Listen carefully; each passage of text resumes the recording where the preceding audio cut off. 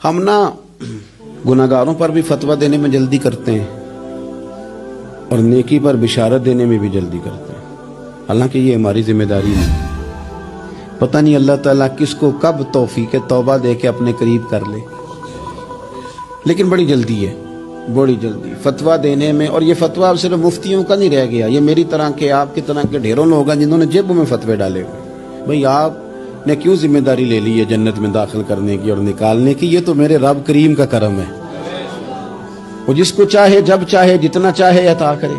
لیکن کچھ لوگ نا بڑے پکے ہو گئے ہیں کہ شاید جو میں سوچ رہا ہوں وہی درست ہے۔ کبھی کبھی کچھ چیزیں عجیب بھی ہوتی ہیں، لہذا خدا کی رحمت پر بھروسہ کر کے بات کرنی چاہیے، اپنی مرضی کے فتوے نہیں داغنے چاہیے۔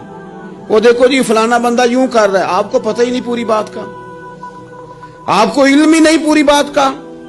حضرت بہاءاللہ نقشبند بخاری رحمت اللہ علیہ فرماتے ہیں میں حج کرنے گیا تو وہاں میں نے ایک آدمی کو کروڑوں کا کاروبار کرتے دیکھا، تو میرے دل میں خیال ہے یہاں بھی اللہ اللہ کرنی چاہیے تھی، دنیا داری کر رہا ہے۔ لیکن فرماتے ہیں حج سے فارغ ہوئے تو میں نے دیکھا وہی بندہ سارا کچھ رب کی بارگاہ میں خیرات کر رہا ہے، اور سینکڑوں غریب حاجی ہیں جن کو پورے خرچے دے رہا ہے۔ تو میں نے وہیں اپنی سوچ سے توبہ کی کہ میں کہاں تھا۔ بڑی جلدی کھڑے نہ ہو جائیں۔ حضرت حسن بصری رحمت اللہ تعالی علیہ ارشاد فرماتے ہیں کہ میں دریا کے کنارے گیا تو وہاں میں نے ایک شخص کو دیکھا، وہ اپنی ایک خاتون کی گود میں سر رکھ کے بیٹھا اور قریب ایک بوتل بھی پڑی ہے۔ میرے دل میں معاذ اللہ خیال آیا کہ دیکھو کس انداز میں ایک عورت کے ساتھ یہ ہے، اور پاس بوتل بھی پڑی ہے، جانے شراب ہے۔ کہتے میں سوچ ہی رہا تھا کہ اچانک ایک کشتی آ رہی تھی دریا میں، وہ ہچکو لے کھائے، کشتی میں 4-5 لوگ تھے، وہ دریا میں ڈوبنے لگے۔ وہ آدمی تیزی سے اٹھا، دریا میں چھلانگ لگائی، پہلے ایک کو نکالا، پھر دوسرا نکالا، پھر تیسرا نکالا، ایک بندہ رہ گیا۔ کہنے لگا حضور مجھے تو آپ نے گناہگار سمجھا ہے، میں تو بڑے غلط انداز میں یہاں بیٹھا ہوں، آپ نے جو سوچا چلیں گے چوتھا بندہ آپ نکالنا ہے، کرے نا یہ کام، کرے نا یہ کام۔ بڑے بھولے بھالے بڑے اللہ والے، ریاض آپ کو بس ہم ہی جانتے ہیں، اتنی جلدی فتویٰ۔ حضرت حسن بصری فرماتے ہیں میں پشیمان ہوا، میں نے کہا مجھے تیرنا نہیں آتا، تو دیر نہ کر چوتھا ڈوب نہ جائے۔ کرتے اس نے چھلانگ لگائی، چوتھا بھی نکال لایا، اور کہنے لگا حضرت آپ نے جلدی کی سوچنے میں، یہ بی بی میری ماں ہے اور یہ سرکے کی بوتل ہے۔ ہم ماں بیٹے کا یہ مشغلہ ہے کہ یہ وہ جگہ ہے جہاں آ کے لوگ مسافر اترتے ہیں، اور یہاں سے کسی کا گھر 100 میل ہے، کسی کا 200 میل ہے۔ ہم صبح سرکہ کھجوریں روٹیاں لے کے یہاں آتے ہیں، مسافروں کی نوکری کرتے ہیں، کوئی پریشان ہو تو مدد کرتے ہیں۔ حضرت خواجہ حسن بصری فرماتے ہیں میں نے معافی مانگی، ان سے بھی مانگی، رب سے بھی مانگی۔ انہوں نے مانگ لی نا بزرگ تھے، پر ہم کو نہیں تیار مانگنے کو۔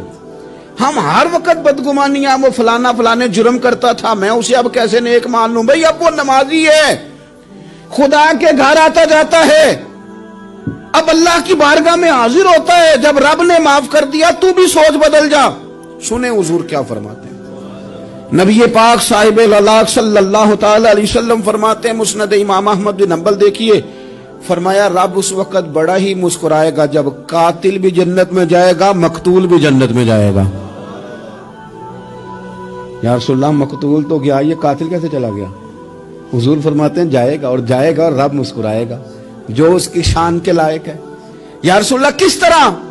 تو نبی پاک صلی اللہ علیہ وسلم فرمانے لگے اس نے ایک مومن کو قتل کیا تھا، وہ شہید ہو کے جنت میں چلا گیا، اب اللہ نے بعد میں اسے توبہ کی توفیق دے دی۔ پہلے اس نے کلمہ پڑھا، پھر یہ میدان میں اترا، کافروں سے لڑا، یہ شہید ہوا، رب نے اسے بھی جنت دے دی۔